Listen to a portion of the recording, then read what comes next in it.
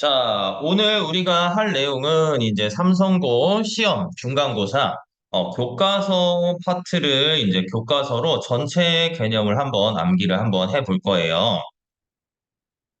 자, 그러면 이 삼성고에서 항상 나오는 거 아마 여러분들 학교에서도 무조건 나올 수 있는 부분들이 바로 이 스펙트럼에 관한 부분이거든. 자, 여기 보시면 자, 우주를 이루는 원소는 어떻게 알아낼 수 있을까라고 얘기를 해요. 자, 뭐, 증거가 일단 필요하다라고 얘기를 하고 있죠. 자, 그래서, 자, 여기서 보시면, 간이분광기로 관찰해서, 자, 백열 등이 있고요. 기체 방정관, 고전압 장치, 분광기, 뭐, 이런 것들을 통해서, 이제 우리가 스펙트럼을 분석을 합니다.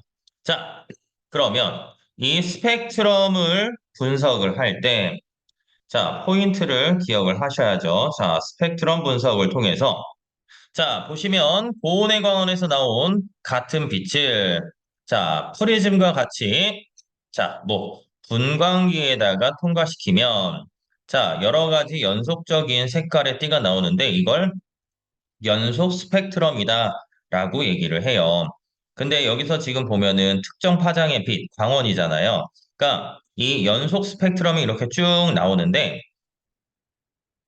이 연속 스펙트럼이 나오는 건 우리가 보통 표현할 때, 햇빛이라든지, 그 다음에 백열등,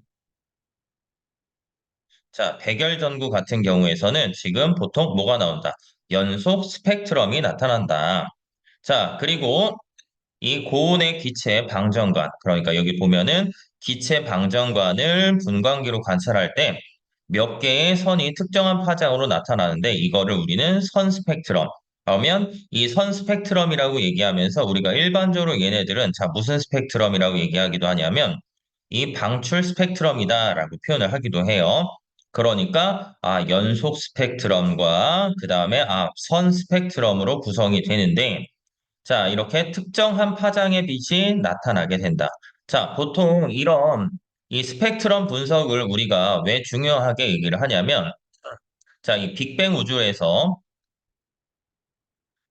이 증거에 해당하는 부분들이 수소나 헬륨의, 질량비가 3대 1이다. 또는, 우주 배경 복사라는 걸 관측을 하게 돼.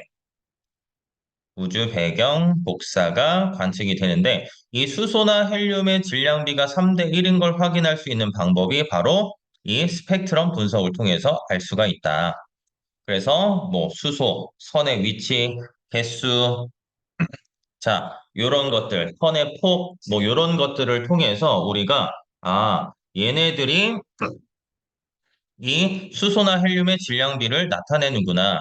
그래서 우리는 일반적으로 이렇게 이 방출 스펙트럼 또는 선 스펙트럼을 통해서 얘네들을 구분한다라고 생각을 하시면 되고요. 자, 이 스펙트럼 자체에서 보면은 여기는 붉은색 계열, 그리고 이쪽은 파란색 계열이란 말이야. 그래서 이 붉은색 쪽은 우리가 일반적으로 파장이 길어요. 파장이 길면 진동수가 작아지거든. 진동수가 작으면 에너지가 적어지고 이 파란색 계열 같은 경우는 파장이 짧아요. 파장이 짧은 대신에 진동수가 크기 때문에 에너지의 크기는 커진다. 그러면서 이쪽으로 가면은 뭐 이거는 우리가 보통 일반적으로 우리 눈에 띈다라고 해서 가시 광선이라고 얘기를 하고요. 이 파장이 더 짧은 애들. 그래서 빛의 세기가 센 게 자외선이 되고요. 이 붉은색보다 이제 파장이 더 긴 애들을 우리가 보통 적외선, 이렇게 표현을 할 수가 있어. 자, 그리고 이걸 통해서 우리가 뭘 알 수 있냐면, 우리가 보통 이 빅뱅 우주에서 보면은요, 이 만약에 우주가 정지 상태를 이제 만약에 유지한다. 그러니까 뭐 예를 들어서 정지 상태를 유지하고 있을 때, 얘는 그냥 검은색이라고 생각해 봅시다. 검은색으로 하자. 이 보면은 연속 스펙트럼에 이렇게 검은색에 보통 흡수선이 있어. 그러면 이 정지 상태, 외부에 있는 은하들을 만약에 혹시 봤을 때 이 정지 상태에 있는 은하들을 관측을 한다면 이렇게 검은색의 스펙트럼이 나타나는데 자, 우리 은하에서 멀리 떨어진 이제 이 은하들의 스펙트럼을 보면 원래 정지 상태를 유지하려면 이렇게 흡수선 위치가 동일해야 되는데 이 검은색의 흡수선이, 자, 어느 쪽? 뭐, 예를 들어서 이쪽이 붉은색이라고 치자. 자, 그러면 붉은색 쪽으로 치우쳐 버린단 말이야. 그래서 뭐가 나타나는 거야? 이거를 적색 편의가 나타난다라고 얘기를 하고요. 자, 이 적색 편의는 우리 누가 관측을 하냐면 허블이라는 과학자가 외부 은하를 관측하면서 이 우주가 뭐 하고 있다? 팽창하고 있다라고 얘기를 한 증거로 사용이 될 수가 있어. 그래서 이 스펙트럼 자체만 가지고도 한 문제가 나오게 되니까 이런 것들은 우리가 꼭 기억을 해 주셔야 됩니다. 자, 그 다음 보시면 이 태양의 스펙트럼이 나타나. 자, 선생님이 아까 얘기를 한 것 중에서, 선생님, 연속 스펙트럼은요, 햇빛을 관측을 하면은요, 자, 연속 스펙트럼이 나타난다라고 얘기를 했는데, 우리가, 태양을 관측했더니, 태양을 관측했을 때는, 여기 보면은 어때요? 검은색의 흡수선들이 되게 많이 존재한단 말이에요. 이거를 우리가, 프라운 호퍼선이라고 얘기를 하는데, 이 태양을 보게 되면은, 이 태양 대기에 존재하는 원소들이 특정 파장의 빛을 흡수해요. 그러니까 흡수해서 자, 뭐가 나타난다는 거야?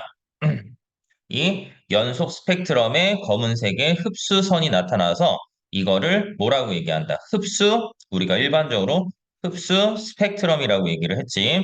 아까 이제 수소 같은 경우는 뭐 예를 들어서 이렇게 수소 같은 경우는 이렇게 몇 개의 스펙트럼 선이 나왔다라고 얘기를 한다면 이런 태양을 봤을 때는 우리가 이 연속 스펙트럼 중간중간에 이 검은색에 뭐가 존재한다.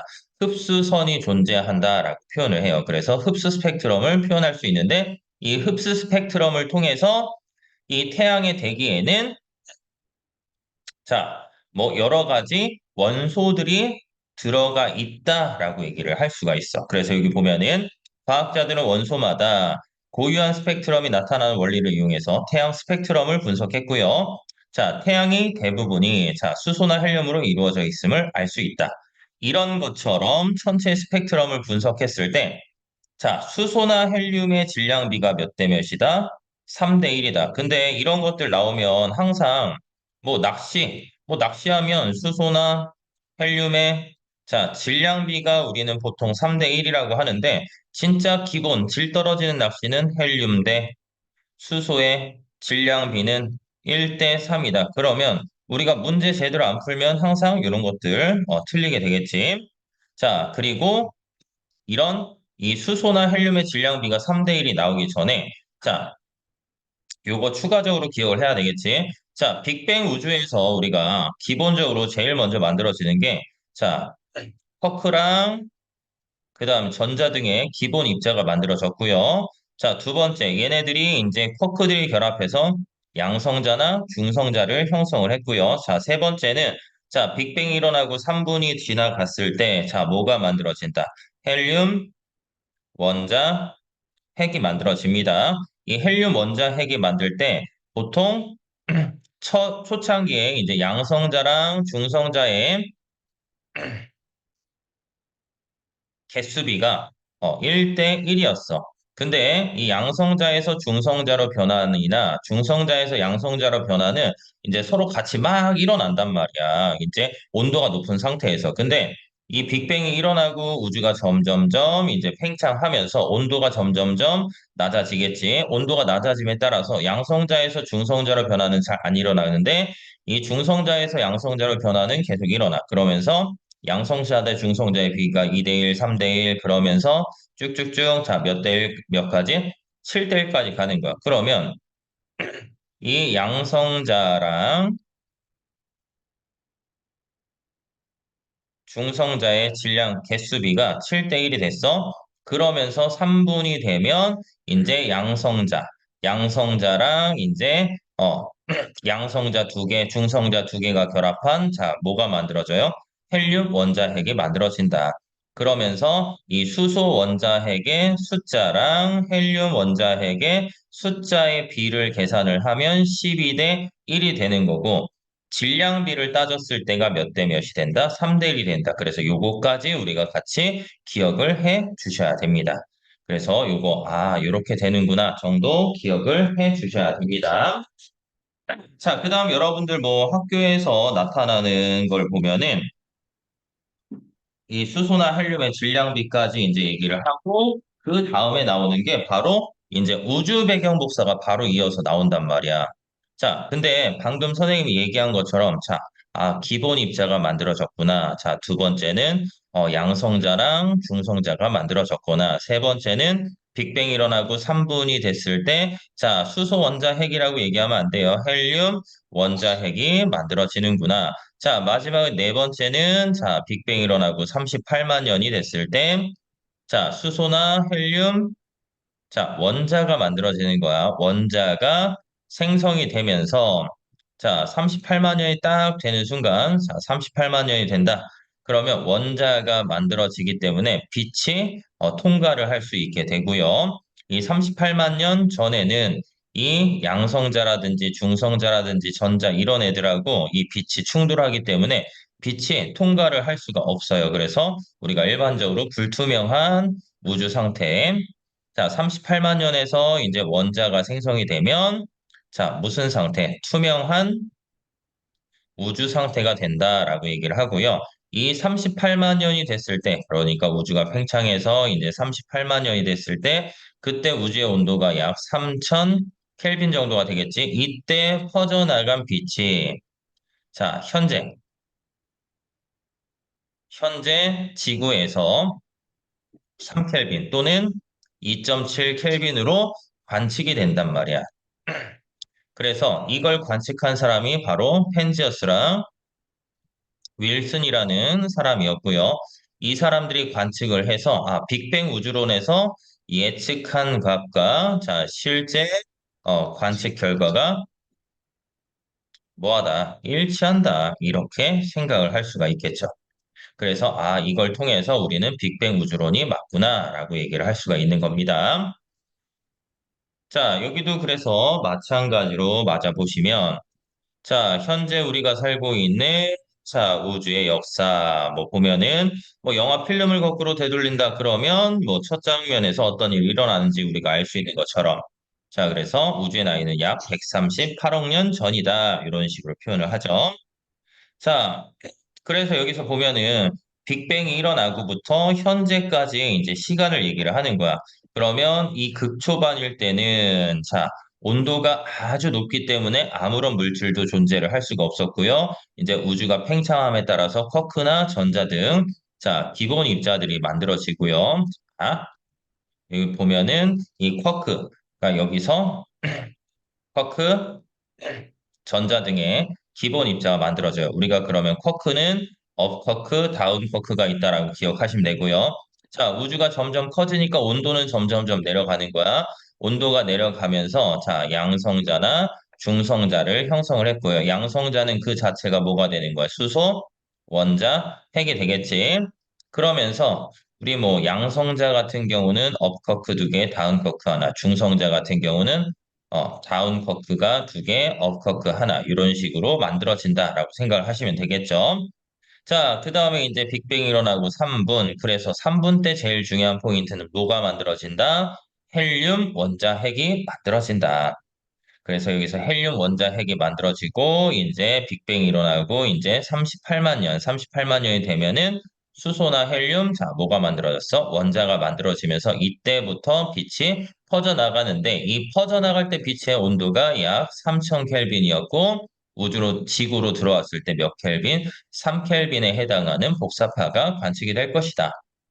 자, 자, 여기서 보면은, 빅뱅 우주론에 따르면, 자, 모든 물질과 에너지가 모인 한 점에서, 자, 폭발이 일어나겠지? 자, 빅뱅이 일어나서, 자, 우주가 시작하게 됐고요. 직후, 자, 온도가 매우 뜨겁지만 우주가 팽창하면서 밀도나 온도가 감소하면서 전자를 포함한 기본 입자, 전자 쿼크들을 포함한 기본 입자가 만들어졌고요.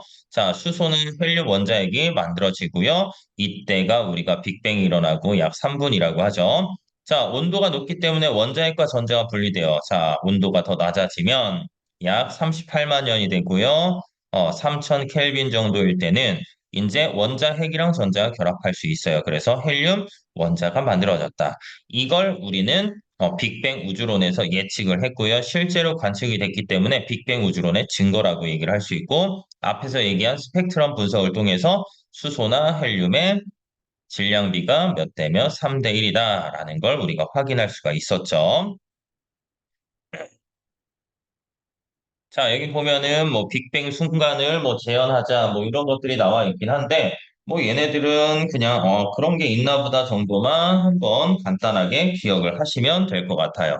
자, 그 다음에 이제 여러분들 학교에서 지금 뭐 얘기를 하지는 않았지만 우리 여기서 보면은 여러분들도 이제 기본 입자가 만들어지고 필기한 걸 보니까 선생님 살펴봤을 때 이 기본 입자가 만들어지고 양성자랑 중성자가 만들어지고 헬륨 원자핵이 만들어지고 원자가 만들어지면서 이제 빅뱅 우주론이 맞았다 이런 내용들까지 나오고 있어요. 그러니까 지금 교과서 자체로 나오는 내용들은 사실 굉장히 좀 적기는 하지만 그래도 들어갈 내용들은 다 들어가 있단 말이에요. 그래서 이런 것들은 여러분들이 꼭 확인하시고 기억을 해 주셔야 된다라는 거고요.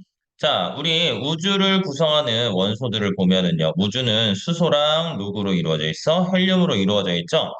근데 이 우주를 구성하는 원소의 대부분인 수소나 헬륨은 자, 언제 만들어졌어? 빅뱅 초기에 만들어진 수소나 헬륨이 대부분이란 말이야. 근데 우리가 원소 기호를 살펴보면 원소의 종류가 약 한 110여 종이 되는데 그 중에서 자연계에서 만들어진 게 90여 종 정도 있는데, 자, 이 많은 원소들 중에서 지금 어때? 빅뱅 초기에 딱 수소, 헬륨 두 가지밖에 못 만들어졌단 말이에요. 왜?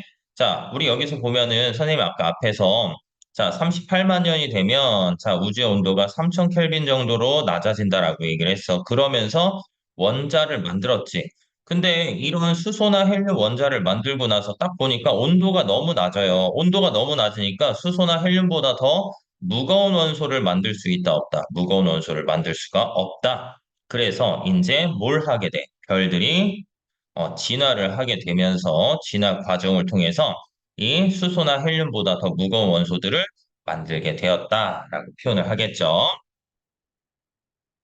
자, 여기도 뭐 부록을 잠깐 보면은 뭐 아인슈타인 얘기가 나오는 걸 보니까 아인슈타인이 우주를 우리가 얘기했을 때 우주의 크기는 자, 일정했다라고 보통 표현을 하지. 그래서 정적인 우주론과 자, 프리드먼이 주장한 이제 팽창 우주가 있었다라고 얘기했어. 그래서 아까 선생님이 허블 내용 얘기를 하면서 적색편이라는 걸 간단하게 설명했을 거야. 그러면서 허블이 외부 은하를 관측한 결과 적색 편의가 나타나면서 우주가 팽창하고 있구나라고 얘기를 했고요. 그런 팽창하는 우주론을 바탕으로 정상 우주론이랑 이제 빅뱅 우주론 이렇게 이 호일이랑 가모프가 주장한 내용들이 나오게 되겠지. 그래서 방금 얘기한 빅뱅 우주론까지 얘기를 했어요. 자, 이 여기를 보시면 빅뱅 직후 우주 초기에는 수소나 헬륨이 만들어지는데 이후에는 새로운 원소가 만들 수가 없었다라고 방금 앞에서 설명했지? 왜? 온도가 낮았기 때문에. 그러면 자, 여기 보면은 지구,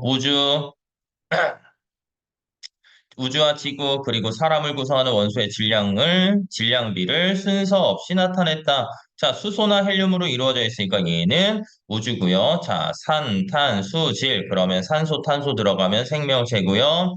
그 다음 얘는 산규, 알, 철. 철산규만의 철산규만은 그 다음에 지구가 되는 거고요. 자, 하나 더 표현하자. 자, 그러면 얘는 우주를 구성하는 원소 산탄수질은 사람이 될 거고요. 자, 철산규만은 지구가 되고요. 자, 지구를 둘러싸는 겉부분을 지각이라고 얘기를 하지. 지각은 산규, 알, 철, 칼라, 칼마 뭐 이런 식으로 나오고요. 뭐 하나 더 얘기하자면 해양 같은 경우 바닷물은 산수, 염 이렇게 나온다. 그러니까 아까 빅뱅 우주에서 얘기한 거 보면은 수소나 헬륨밖에 못 만들었는데 그러면 이 수소나 헬륨보다 더 무거운 원소들은 이제 어디서 만들어지느냐? 자, 그것들을 우리가 별의 진화로 생각을 할 거예요. 그래서 우주를 구성하는 이 물질, 그러니까 지구는 우주를 구성하는 물질로부터, 자, 생명체는 지구를 구성하는 물질로부터 만들어졌다. 자, 여기도 다시 한번 나오죠. 초기에는 수소헬륨 외에 다른 애들이 없었는데 도대체 얘네들은 어디에서 만들어진 것이냐. 자, 그래서 얘네들을 살펴보면 자, 뭘 한다? 별들이 자, 뭘 해요? 진화를 하게 되는데 일단 기본적으로 이 별이라고 우리가 표현을 하는 것들은 뭐냐? 자, 별은 자, 주계열성이라고 얘기해요. 태양과 같은 별은 중심부의 온도랑 밀도가 매우 높기 때문에 수소 핵융합 반응이 일어나. 보통 이제 온도가 약 한 1000만 켈빈 정도가 되었을 때 수소 핵융합 반응이 일어나는데 이 네 개의 수소가 결합해서 하나의 헬륨 원자액이 만들어지고 뭘 방출해? 에너지를 방출한단 말이야. 그러면 이때 나오는 에너지라는 건 이제 질량 에너지 등가 원리에 의해서 E는 델타 MC 제곱에 의해서 질량 결손만큼 자 뭐가 질량 결손 곱하기 빛의 속도의 제곱만큼 뭐가 나온다? 에너지가 나오게 된다. 그러니까 수소 원자핵 4개의 질량이 헬륨 원자핵 1개의 질량보다 훨씬 더 크다. 자, 그리고 여기 보면은 수소 핵융합 반응, 그러니까 태양과 같은 별의 중심부에서는 자, 수소 핵융합 반응이 일어나서 헬륨이 만들어졌어. 그러면 여기에 있던 수소가 다 헬륨으로 바뀌게 돼요.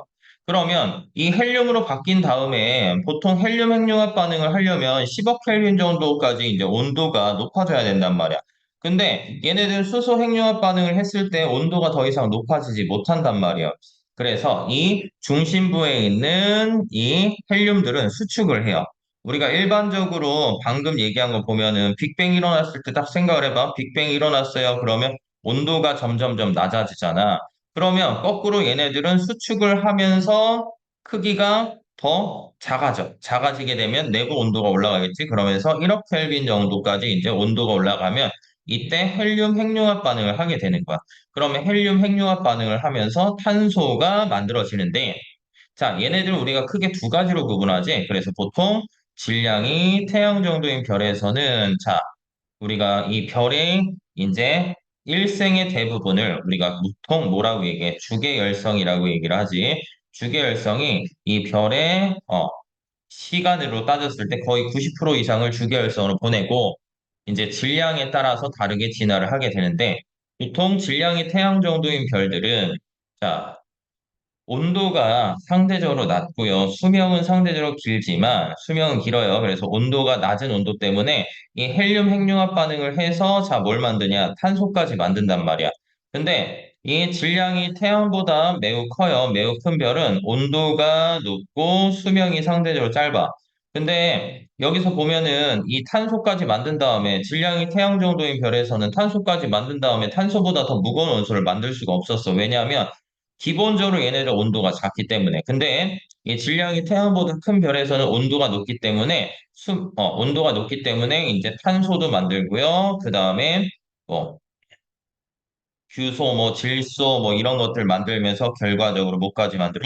철까지 만들어 버린단 말이야. 그래서 이 질량이 태양 정도인 별에서는 딱 탄소 만나고 끝났는데, 질량이 태양 정도인 별에서는 우리가 보통 초거성 단계에서 자, 철까지 만든다라고 표현을 하지. 근데 이 철 같은 경우는 원자핵이 너무 안정하단 말이야. 자, 안정하기 때문에 이 철보다 무거운 원소의 핵융합 반응이 일어날 수가 없었어. 초고성 단계에서. 그러다 보니까 얘네들이 철당 만들고 나서 나 이제 더 이상 핵융합 반응 안 할 거야. 날 하려면 온도 또는 굉장히 많은 양의 에너지가 필요할 거야 라고 얘기를 하면서 이 철보다 무거운 원소를 만들기 위해서는 이제 초고성에서 뭘 할 수가 없어. 그러니까 이제 뭐 초신성이 형성이 되면서 자 폭발해 버려요.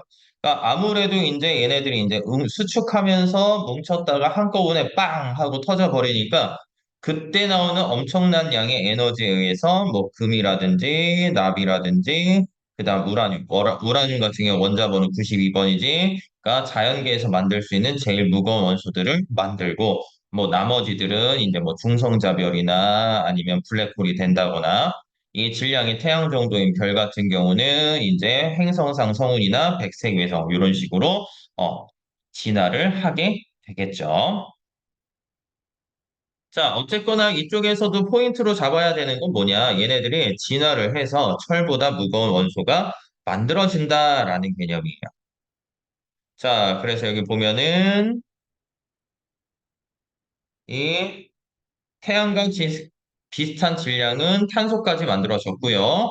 자, 탄소보다 무거운 원소는 태양보다 10배 이상 큰 별에서 산소, 네온, 규소 등 점점 더 무거운 원소가 만들어지고 철까지 만들 수가 있다. 그러니까 철까지 딱 만든 다음에 얘보다 더 무거운 원소들을 만든다, 못 만든다? 못 만들어요. 못 만들기 때문에 얘네들보다 더 무거운 원소들을 만들기 위해서 우리는 뭘 했어? 음, 이 초신성이 폭발하면서 이제 철보다 무거운 원소를 만들었다. 근데 여기까지도 이제 교과서에 나와 있는 내용인데 여러분들 수업했을 때는 뭐 선생님들이 아마 앞에서 그냥 쭉 얘기를 한 거야. 그래서 여기 보면은 이제 초신성 폭발하고 자, 그 다음에 다시 태양계가 만들어지는 과정들을 지금 그림으로 보여주고 있는 거지. 근데 뭐 니네들 선생님들이 수업을 이쪽은 뭐 빼놓은 부분들이 있어서 그냥 여기는 교과서에는 나와 있는 부분들이니까 그냥 한 번 더 체크를 하시기는 해야 돼. 왜? 어떤 문제가 나올지는 모르니까. 자, 그러면 여기서 보면은 이제 태양계가 만들어지는 건데 이 태양계 같은 경우는 이제 성운 중에서 온도는 높고 우리가 일반적으로 이제 이 우리 은하에 자, 어디? 나선팔에 자, 나선팔에 자, 이 어떤 성운 중에서 자, 성운의 조건이 뭐야? 밀도는 커야 되고 온도가 낮아야 되겠지? 자, 밀도는 크고 온도가 낮은 성운에서 자, 뭘 만들게 돼요? 이 원시 태양을 만들게 돼요. 그러니까 보통 이 성운 내부의 어떤 특정한 지역에 온도가 낮고 밀도가 높은 구간에서 자, 뭘 하게 되냐? 중력에 의해서 수축을 하게 돼요. 자, 이 성운이 회전하면서 수축하여 자, 원반을 형성하여 그 중심부에서는 원시 태양이 만들어진다라고 돼 있네. 야, 니네 책은 좀 애매한데? 회전하면서 수축한다라고 얘기를 했는데 우리가 일반적으로는 수축하고 회전한다라고 표현을 많이 하는데 요거 같은 경우는 단어 때문에 한 번 더 살펴보시는 게 좀 더 맞을 거예요. 근데 우리는 기본적으로 중력에 의해서 이 성운이 중력에 의해서 수축하면서 회전을 하면 이 대부분이 모여서 원시 태양을 만들고요. 자, 이 원시 태양이 만들어지고 나머지 것들이 이제 퍼져 있는데 얘네들이 아무래도 이제 회전을 하다 보니까 수축하면서 회전했잖아요. 그러면 회전하면서 이제 중심부에 있는 애들이 얇게 펴진단 말이에요. 그래서 원시 원반을 형성하고요. 자, 이 원시 태양이라고 하는 애들은 아직까지는 이제 수소 핵융합 반응을 하지 않은 애들. 그러니까 얘네들이 더 수축을 해야 돼. 그래서 더 수축해서 이제 온도가 이제 약 1000만 켈빈 정도 되면 이제 태양이 만들어지고 이 주변에 있던 미행성체들, 그러니까 미행성체들은 같은 방향으로 이렇게 회전을 하겠지. 얘네들이 이제 서로 충돌을 할 거야. 충돌하다 보면은 점점 크기가 커지겠죠? 점점 크기가 커지면서 어떻게 돼요? 자, 음, 크기가 점점 커진단 말이에요. 그래서 우리가 알고 있는 뭐 행성들이 만들어지게 되는 거야. 그러니까 이 원시 원반에 있던 이 미행성체들 덩어리들이 자, 미행성체들이 이제 서로 충돌하면서 커져. 그러면 원시 행성이 만들어지는 거야. 근데 얘네들이 충돌하다 보면은 충돌열에 의해서 얘네들 싹 다 녹아버려. 그래서 마그마의 바다 상태가 되고요. 액체 상태가 된 거야. 액체 상태가 됐으니까 이제 밀도가 큰 철이나 니켈, 코발트 등은 가라앉아서 중심부에 핵이 되고요. 걔네들보다 밀도가 작은 규소나 산소는 멘트를 이루게 된다. 네, 여기 있던 이 미행성체들이 무한정 충돌이 일어나는 건 아니기 때문에 이제 충돌이 어느 정도 이제 멈추면 이제 지각이 이제 생성이 되겠지. 그래서 지각이 만들어지고 이제 온도가 이제 계속 낮아지다 보니까 대기 중에 있던 수증기가 응결해서 비가 내리게 되지. 자, 비가 내리다 보니까 이 지각의 일부분에 뭐가 차? 바닷물이 차겠지? 이 바닷물이 차면서 결과적으로 원시 바다를 만들고요. 이 원시 바다에서 뭐가 만들어진다? 최초의 생명체가 만들어지게 된다. 이 최초의 생명체가 만들어지는 이유는 이 원시 대기, 우리가 원시 지구 상태에서 원시 대기 상태를 보면은 산소가 없어요. 산소가 없으니까 당연히 오존층도 만들 수가 없어요. 그래서 이 자외선이 도달하지 않는 자, 바다에서 새로운 생명체가 탄생했다라고 보통 설명을 하겠죠. 자, 그 다음 여러분들 이제 학교에서 설명한 거 보면은요. 자, 주기성 부분을 이제 간단하게 이제 설명을 해주시긴 한 것 같아. 근데 이 주기성 같은 경우는 뭐, 니네 필기를 봤을 때 뭐 큰 내용은 없지만 보통 이제 알칼리나 할로젠 원소 뭐 요 부분에 대해서 이제 얘기를 하는 것 같거든. 그래서 자, 뭐 여기는 이런 그림들 요거 정도는 확인하셔야 되고 자, 주기성. 자, 주기성이라는 건 보통 자, 어떤 주기적으로 자, 비슷한 성질이 나타나는 게 반복되는 성질을 얘기하는데 우리 책 자체를 보면은요. 얘네들은 이제 주기성이나 주기율표 요 내용에 비해서는 자, 조금 더 이제 간단하게 이제 얘기를 하는 것 같아요. 그래서 우리가 이 주기율표 같은 경우, 자, 이 주기율표는 우리가 기본적으로 원자 번호하고요. 자, 화학적인 성질을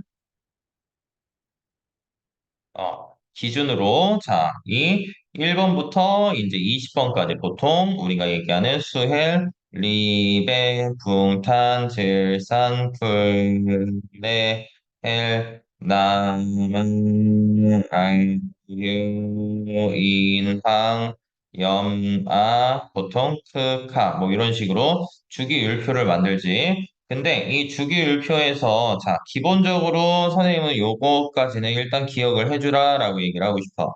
그래서 탄소부터 이렇게 계단식으로 자르게 되면 이 오른쪽에 있는 애들은 뭐가 된다?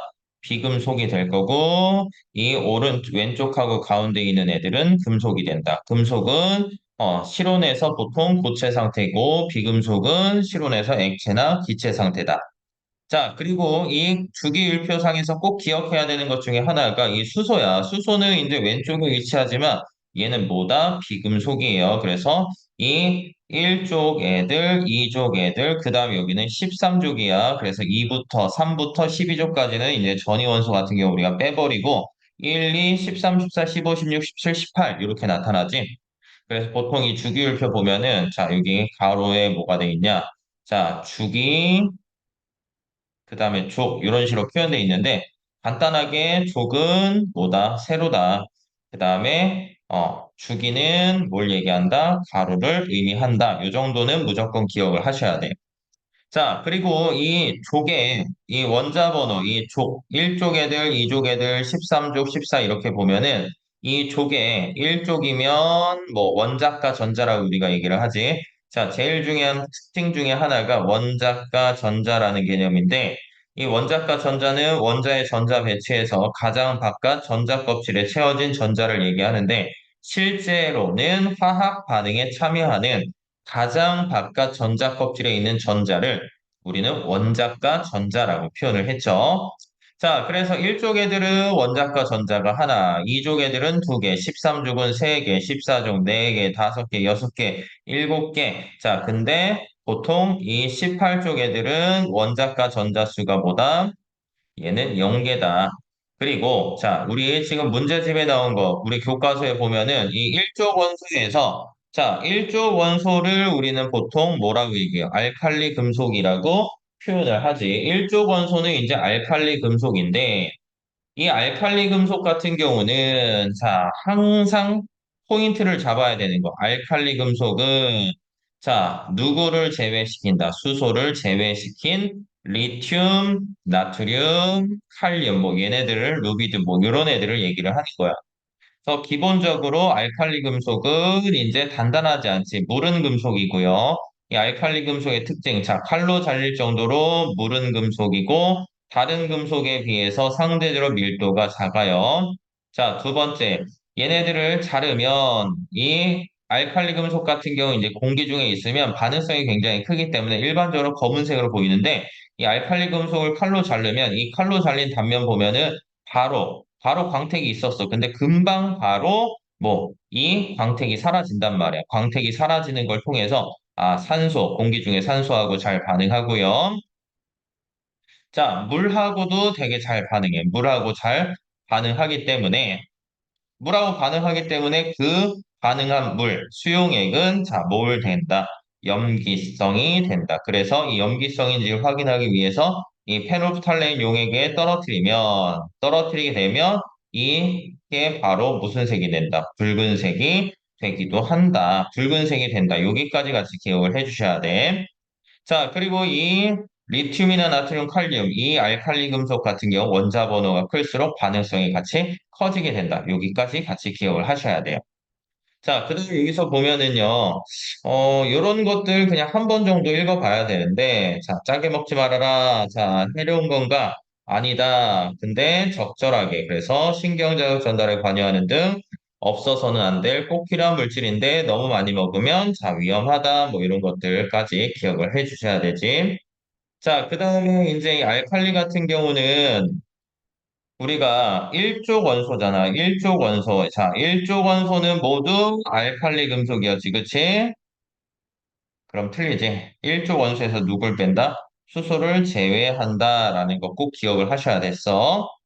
자, 그러면 이 알칼리 금속은 방금 얘기했다시피 우리가 공기 중에 산소나 물하고 잘 반응하기 때문에 얘네들을 우리가 보관할 때는 그래서 석유라든지 액체 파라핀에다가 넣어가지고 보관을 해준다. 요 정도까지는 기억을 하셔야 돼.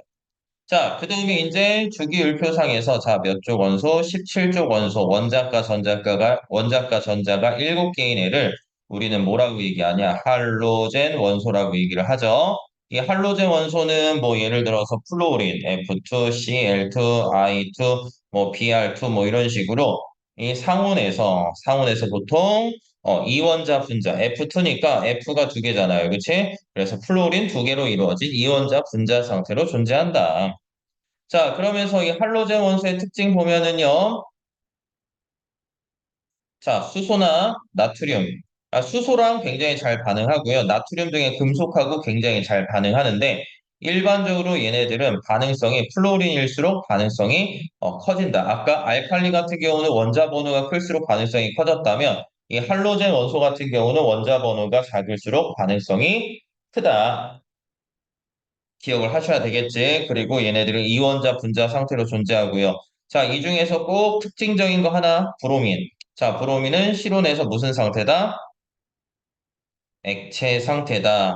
자, 플로린, 뭐 염소, 아이오딘은 고체, 나머지 플로린이나 염소는 보통 기체 상태로 존재하고요. 여기서는 뭐 연한 노란색이냐, 아니면 노란색이냐, 아이오딘은 뭐 보라색이냐, 브로민은 젓갈색이냐, 뭐 이렇게 기억을 하셔야 되겠지. 자, 그 다음에 아까 선생님 보면 수소나 뭐 나트륨 등의 원소랑 잘 반응을 한다. 수소랑 반응하거나 아니면 나트륨 등의 금속과 굉장히 잘 반응을 한다라고 얘기를 했죠. 자, 그 다음에 얘네들 같은 경우는 또 어떤 특징이 있냐면, 자, 포인트가 이거야. 알칼리 금속은, 자, 알칼리는 물에 넣으면, 자, 이 물에 넣은 수용액이 염기성이 됐다라고 얘기를 하면, 이 할로젠 같은 경우는, 자, 꼭 누구랑 만나야 돼? 수소랑 만나서, 자, 뭐가 돼야 돼? 할로젠화, 수소가 된다면 할로제나 수소가 되면 얘는 뭐가 된다? 산성 물질이 된다. 여기까지 같이 기억을 하셔야 돼요. 그래서 플로린은 다른 말로 불소라고도 했고요. 그래서 치약에 쓰고요. 염소는 소독에 사용되고요. 브로민은 물의 소독 및 자, 정화에 활용이 된다. 아이오딘 같은 경우는 우리가 그 빨간 약 발라주는 거 그런 것처럼 소독약으로 활용이 되기도 한다. 자, 이런 식으로 기억을 꼭 해 주셔야 됩니다. 자, 그 다음에 이제 나오는 부분들이 또 뭐가 나오냐면, 이제 화학결합 이제 나올 거예요. 이 화학결합은, 근데 우리 교과서 지금 해준 거 보면은요, 화학결합은 특히 얘기를 안 한 것 같은데, 혹시 니네 학교에서 이 화학결합 좀 얘기해줬니, 안 해줬니? 한 번만 우리 채팅 한 번만 올려줄까?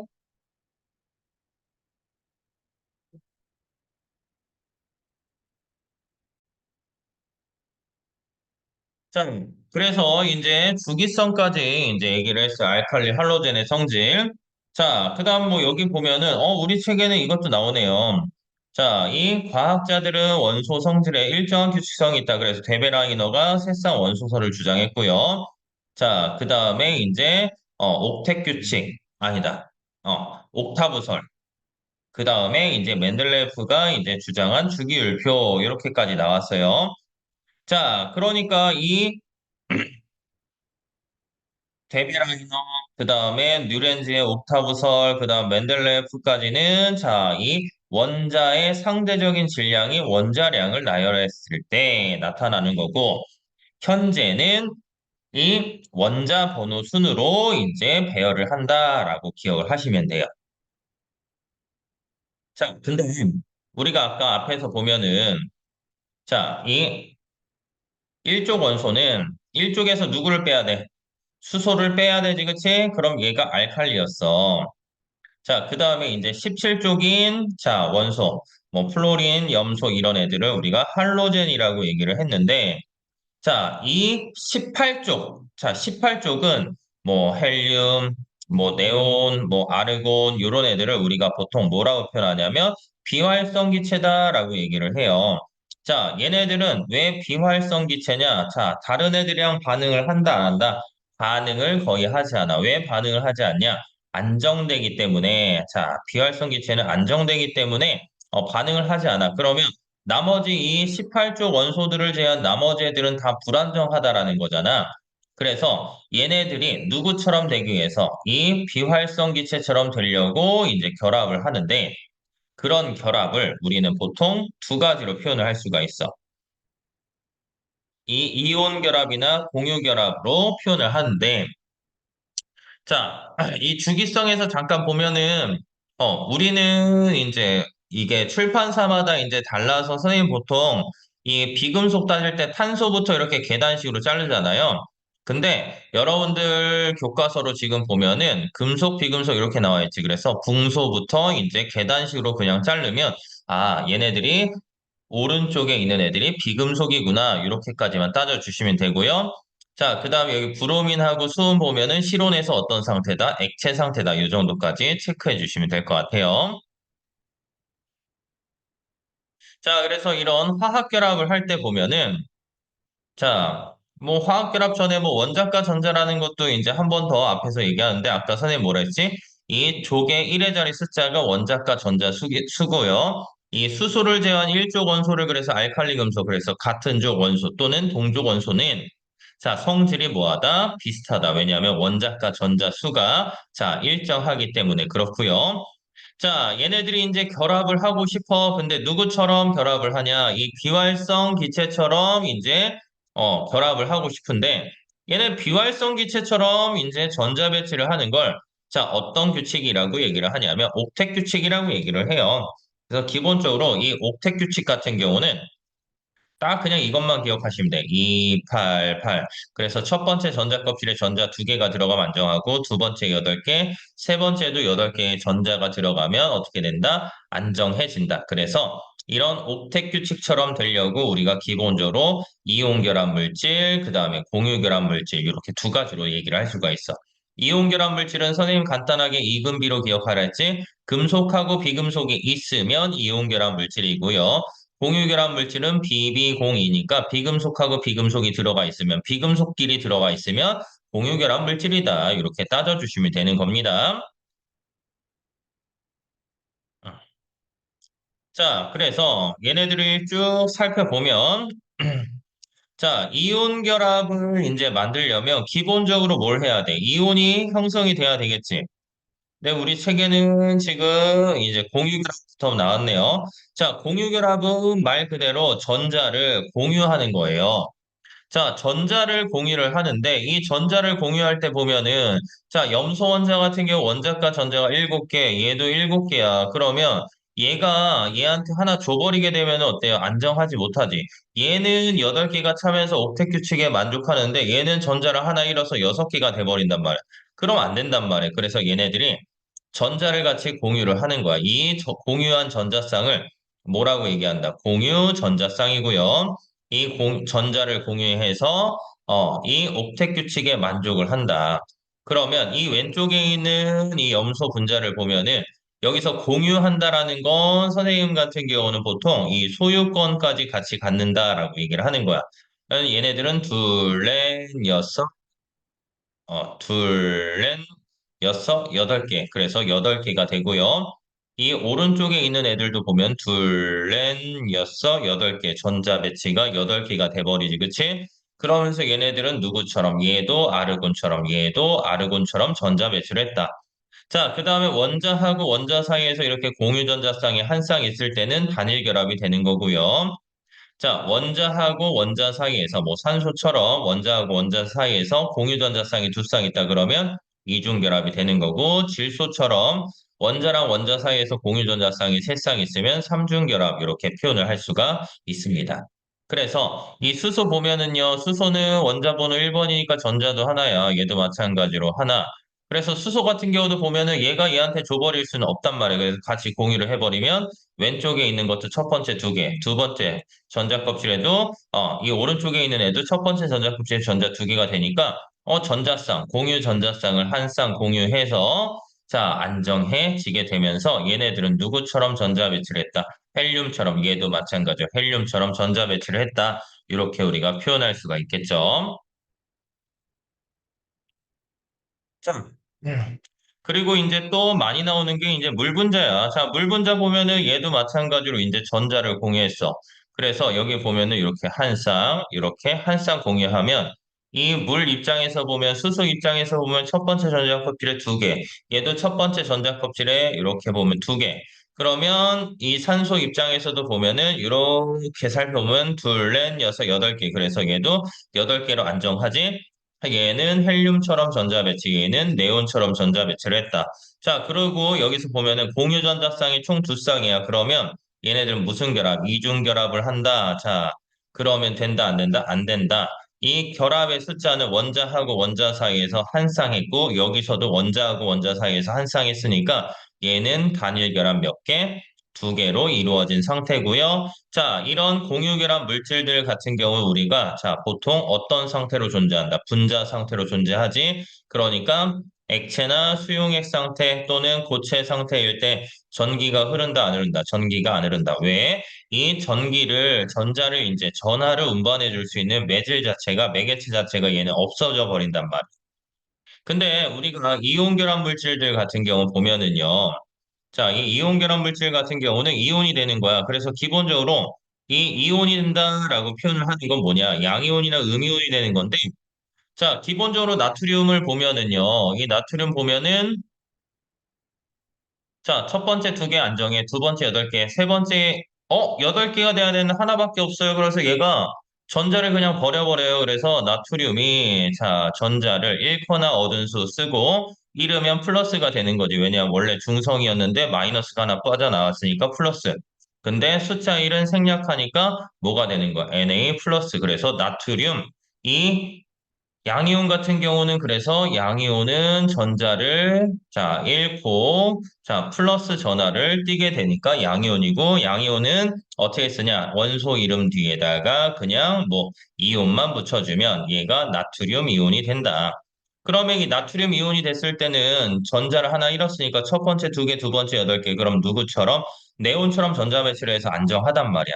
염소는 여기 전자 하나 부족하지 그래서 이 나트륨이 버린 걸 하나 주워 왔어요. 그러면 전자 하나를 얻어서 안정해져.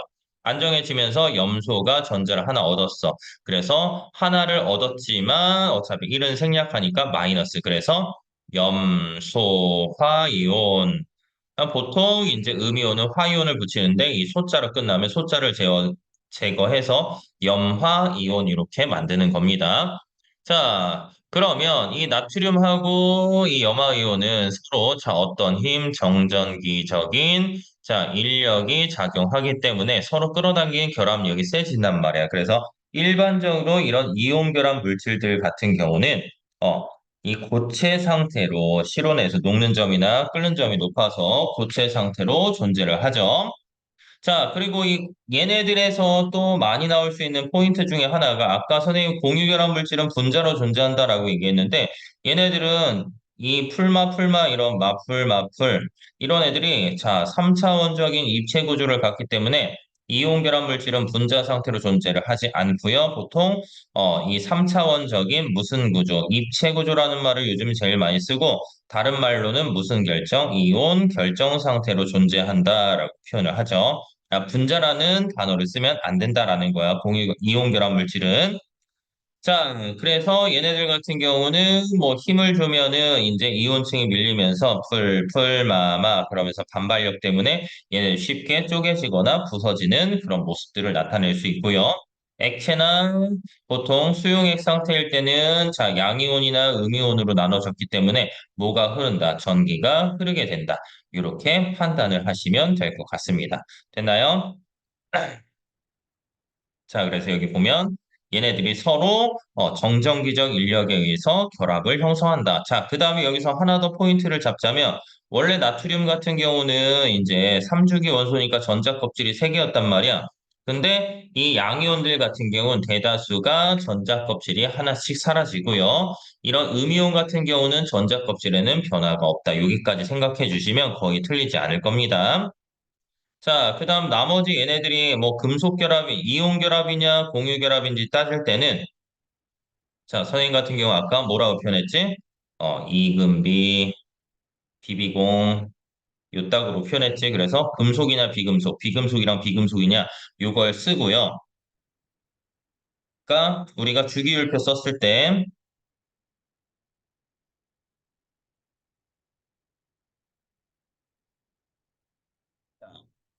원래 탄소를 기준으로 선생님 보통 얘기하는데, 이 붕소를 기준으로 해서 계단식으로 자르면 니네들은 자 뭐다 비금속이다 이렇게 생각을 해놓고 비금속 나오고 금속 나왔어 아 그러면 이온결합이다 비금속끼리 나왔어 아 그럼 공유결합이다 그래서 이금비 비위공으로 문제를 풀면 틀리지 않을 겁니다.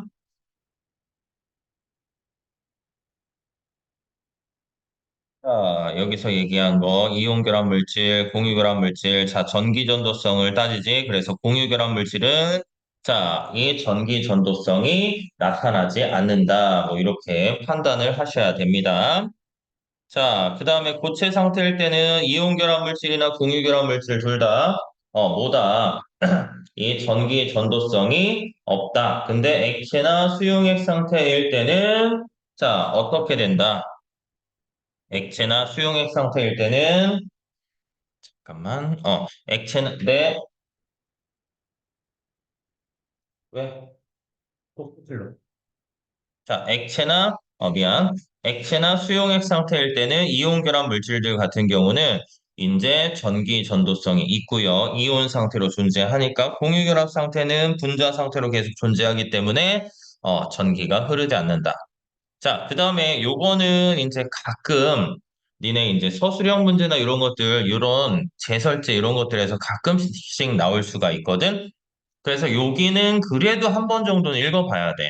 그래서 얘네 보면은 자, 이 재설제는 눈을 제거하는 건데 자, 이 눈하고 이제 염화칼슘이 보통 만나면 자 얘네들이 열을 방출해요. 열을 방출하고 이제 눈이 녹아. 그 다음에 이제 얘네들이 잘 얼지 않도록 만들어. 근데 얘네들이 이제 계속 쓰게 되면은 이제 뭐 철로 된 자동차나 도로의 부식, 토양이나 지하수를 흡수해서 토양 산성화가 되고요. 사람 몸에 닿았을 때 이제 물집이 생기기도 해. 그래서 친환경 제설제가 필요하다. 근데 아직까지는 이제 뛰어넘지 못하는데 뭐 울릉도 같은 경우 뭐 바닷물 쓰고요. 또는 돌가루나 소금을 쓰기도 한다. 그래서 이 염화칼슘을 얘기를 했을 때 염화칼슘에서의 포인트는 뭘 의미한다. 이온결합 물질의 성질을 얘기하는구나. 자, 그렇게 기억을 하셔야 되고요. 자, 여기서도 보면은 뭐 대단원 마무리, 기본 개념 정리하기, 핵심 개념 정리하기. 자, 이런 교과서 문제는요, 무조건 한 번씩은 풀고 넘어가셔야 되는 거야. 선생님, 나오든 안 나오든, 자, 그런 것들 우리가 꼭 체크를 한 번 더 해주셔야 되고요. 자, 3단원으로 바로 넘어가면, 3단원에서 지금 선생님이 니네 이제 문제 영상으로 대체를 하고 싶은데, 뭐 중력에서의 제일 중요한 포인트는 자, 딱 이 문제야. 포물소 운동이 나온단 말이야. 포물소 운동. 그러니까 이쪽에서는 나올 문제가 딱 정해져 있어. 왜? 니네 문제만 보더라도 포물선 운동하는 것만 나와요. 자, 이 개념이 들어갈 거야. 그러면 이 포물선 운동에서 우리가 꼭 기억해야 되는 게 뭐다? 야, 포물선 운동 같은 경우는 자, 두 가지로 비교를 하지. 실제로 얘가 운동하는 건 포물선인데, 이런 포물선 운동이 나온다. 자, 그러면 제발, 자, 요것부터 일단 적어놔. 수평 방향으로는 힘이 작용하지 않고요. 힘이 작용하지 않으니까 등속 직선 운동을 한다. 연직 방향으로는, 뭐가 작용해요? 중력이 작용하기 때문에, 무슨 운동을 한다? 등가 속도 운동을 한다. 일단 요 두 개만 갖다 놓더라도 여러분들 웬만한 문제 틀리지 않을 거야. 그럼 얘가 이렇게 포물선 운동을 하는 동안 얘한테 작용하는 힘의 방향은 항상 연직 아래 방향으로 작용하고요. 이때 이 물체에 작용하는, 요거 많이 나오지? 중력의 크기다라고 나오면, 전에도 얘기했지만, 뭘로 바꿔서 생각하자. 무게로 바꿔서 생각을 하는 거야. 그러면 중력의 크기는 무게니까 여기 A 지점이나 F 지점이나 중력의 크기는 동일하고요. 얘네들의 운동 방향은 이 포물선 운동에서 운동 방향은 무슨 방향? 접선 방향으로 운동 방향은 계속 변하고 힘의 방향이랑 이 운동 방향이 나란하지 않을 것이다. 그 다음에 이제 여기서 포인트로 잡을 때 또 뭐가 나오냐? 포물선 운동이랑 뭐 그 다음에 자유낙하 운동 두 가지 비교를 하지. 또는 두 개를 더 세게 던진다. 어차피 제일 중요한 포인트는 뭐다? 높이가 같으면 지면에 도달할 때까지 걸린 시간은 다 어떻다? 동일하다. 근데 얘 수평 방향일 때는 뭐 예를 들어서 얘가 1번 거, 2번 거, 3번 거라고 했을 때 2번 거는 같은 시간 동안 간 거리가 요만큼, 3번 거는 같은 시간 동안 간 거리가 이만큼이니까 1번보다는 2번, 2번보다는 3번이 더 수평 방향의 속력이 크다. 뭐 이렇게 기억을 하셔야 되겠죠. 그래서 이거는 뭐 요 정도 개념만 이제 딱 알고 있으면 거의 대부분 문제를 풀 수 있을 것 같아. 그 다음에 이제 이 중력에 의한 역할, 뭐 이것들 나오는데, 요거는 쭉 한번 읽어보시고요. 이런 것들, 판막 같은 경우는 아무래도 이제 여러분들 학교나 이런 것들 잘 다뤄주지 않았단 말이에요. 선생님들도. 그러니까 이런 것들은 이제 좀 이상하게 한 번씩 낼만 하게 되겠죠. 그리고 이거에서 보면은, 수직 방향의 속도, 수평 방향의 속도 보면 시간하고 지금 속도 그래프가 나와 있단 말이야. 그래서 기울기는 보통 기울기는 가속도를 의미하지. 그래서 이 수평 방향일 때는, 가속도가 없어. 가속도가 없으면 힘도 없는 거니까, 일정한 속도를 가지게 되겠고요. 이 수직 방향 속력이 일정하게 증가하니까 얘네들은 가속도가 일정한 등가속도 운동을 할 것이다. 두 번째는 시간하고 속력 그래프에서 아랫부분 넓이가 이동 거리를 의미한다 정도까지 기억을 해 주셔야 되고요. 이 중력 때문에 뭐 대류 현상이 나타나게 된다. 그 다음에 여기 총 쏠 때 보면 어때요? 이 총알도 마찬가지 이렇게 포물선 운동을 하지. 그러니까 사과가 떨어질 때, 우리는 그냥 동시에 쏴버리게 되면은 이 총알도 이렇게 포물선을 그리고 사과도 이렇게 포물선을 그리면서 떨어진다. 그래서 위쪽, 나란하게, 높이가 같게끔 조준해 줘야 된다. 그 다음에 이 중력, 달 얘기하는 거 나오지. 그래서 보통 8km/s의 속력으로 던지면 이렇게 일정한 원 운동을 하게 될 것이다. 원 운동을 한다라고 했을 때 우리가 보통 등속 원 운동을 의미하는 건데 이 등속 원 운동도 뭘 의미한다? 힘이 작용한다, 힘이 작용하지 않는다? 힘이 작용하는 운동이긴 한데 힘의 방향과 운동 방향의 수직이기 때문에 방향만 계속 변하는 거야. 그래서 지구에서 이 사실로부터 뉴턴은 결국 달도 사과와 똑같이 지구를 향해 떨어지고 있다는 사실을 발견했다. 뭐 이 정도까지 기억을 하시면 돼요.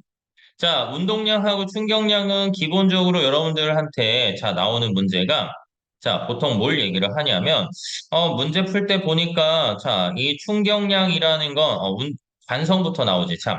그래서 이 관성 같은 경우는 관성이요 성. 관성이다 보니까 이 관성이라는 건 보통 뭘 의미하는 거야? 성질을 의미하는 거야. 그래서 관성은 성질이고요. 성질이기 때문에 어때요? 힘이 아니야. 힘이 아니기 때문에 힘이라는 것 자체는 이제 이 속력이나 방향을 변화시키는데 속력이나 방향을 변화시키는 요인인데 이 속력이나 방향이 변화가 없을 것이다. 이 관성 법칙에서 우리가 꼭 기억해야 되는 거. 관성은 뭐랑만 질량하고만 관계가 있다. 그래서 뭐 속력이 느리든 빠르든 엄청 뭐 빠르든 느리든 뭐 이런 것들 다 상관없이 질량이 같으면, 질량이 크면 클수록 관성도 어떻게 된다? 커진다. 이렇게만 기억을 하시면 돼요. 그다음 운동량이라는 건 질량하고 속도의 곱으로 표현하는데, 여기서 포인트는 딱 하나밖에 없어요. 속도의 방향을 얘기를 한다. 그래서 그냥 오른쪽으로 가면 무조건 플러스. 왼쪽으로 갔을 때는 무조건 뭘 생각하자? 마이너스 방향을 생각하시면 될 것 같아요. 자, 그 다음에 나오는 게 이제 충격량인데, 이 충격량 같은 경우는 힘하고 시간의 곱으로 얘기를 하는데, 실제로는 이제 이 충격량에서 우리가 따질 건 힘하고 시간의 곱이다. 선생님, 얘는요, 운동량의 변화량과 동일해요. 자, 그 다음에 이제 마지막으로 나오는 거, 운동량의 변화량이니까 나중 운동량에서 뭘 빼줘요? 처음 운동량을 빼줘요. 자, 그 다음에 이제 운동량 P는 MV다. 요거 플러스, 자, 얘 더하기, 그 다음에 이 충격량이 힘 곱하기 시간이었기 때문에 우리가 평균 힘 또는 충격력이라고 얘기를 하는데 얘는 보통 시간으로 자 충격량을 나눈다. 그래서 웬만한 문제 지금 선생님 여러분들 프린트 나와 있던 거 보면 뭐 안전장치 할 때 헬멧, 뭐 에어백, 그다음에 자동차 범퍼, 매트 뭐 이런 것들은 다 시간이 커지면 이 힘 자체가 줄어드는 거. 어떨 때 충격량이 동일할 때. 그래서 이 계란을 떨어뜨렸을 때 접시에 떨어뜨리면 깨지고 방석에 떨어졌을 때는 계란이 깨지지 않는 거. 뭐 이런 것들을 같이 의미하고 그다음에 이제 이 충격량 문제에서 뭐 나중 운동량에서 처음 운동량을 빼준다 그럼 MV 또는 MV 제로 뭐 이런 식으로 하면 얘네들이 처음 속도냐 아니면 나중 속도냐 요걸 계산하는 문제들 위주로 나오고요. 자, 추가적으로 이 충격량을 얘기를 할 때, 여러분들이 꼭 기억을 해줘야 되는 것들이 이런 공식들을 써주고, 뭐 얘네들을 계산하거나 이런 것들. 그 다음에 문제에서 항상 나오는 게, 자, 어떤 단어냐면 정지 상태를, 정지했다. 어떤 물체가 가다가 부딪혀서 정지했다. 그러면 뭐 정지해 있던 물체하거나 부딪혀서 정지했다. 뭐 이런 문제가 나오면 항상 정지했을 때에는 운동량이 뭐가 된다? 0이 돼 버려요. 정지했을 때 그럼 뭐 처음에 속도가 뭐 0이 되거나 아니면 나중 속도가 0이 되거나 그러면 보통 뭐 나중 처음 운동량 정지했다. 나중에 이제 일정 운동 속력으로 가던 물체가 나중에 정지했어요. 그러면 나중 운동량이 얘가 0이 돼 버리니까 충격량을 계산했을 땐 처음 운동량 MV 제로만 계산을 하면 질량을 계산하거나 아니면 처음 속도를 계산할 수 있는 것들이 나오게 돼요. 그래서 요것들까지 우리는 꼭 기억을 해 주셔야 될 것 같습니다. 자, 그러면 일단은 오늘 1단원하고 3단원까지 이제 교과서에 나온 부분, 그 다음 여러분들 프린트에 있던 부분들 간단하게 설명을 했는데, 요거랑 추가적으로 이제 다음 시간에, 이 4, 7, 8, 여기까지 마무리하도록 합시다. 자, 오늘도 고생하셨습니다.